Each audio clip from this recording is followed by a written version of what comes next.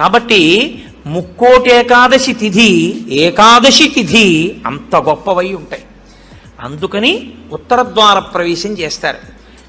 అటువంటి ముక్కోటేకాదశి తిథి నాడు మీరు భగవత్ సంబంధంగా ఏది చేసినా కూడా దేశకాలాదులను అనుసరించి కోట్ల రెట్లలో ఈశ్వరుడు దాని ఫలితాన్ని ఏర్పాటు చేసేస్తాడు.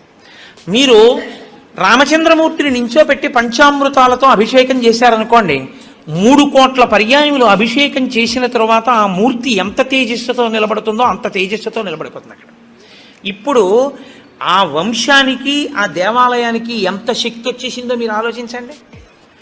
మీరు ఒక తులసిదళం పట్టుకొచ్చి శ్రీ మహావిష్ణువుకి ఇచ్చారనుకోండి, మీరు 3 కోట్ల తులసిదళాలు పట్టుకొస్తే ఏ ఫలితమో ఆ ఫలితం ఇస్తారు. 3 కోట్ల ఏకాదశుల్లో 3 కోట్ల తులసిదళాలు పట్టుకొచ్చి ఇచ్చిన ఫలితం. మీరు రేపొక్కసారి శ్రీ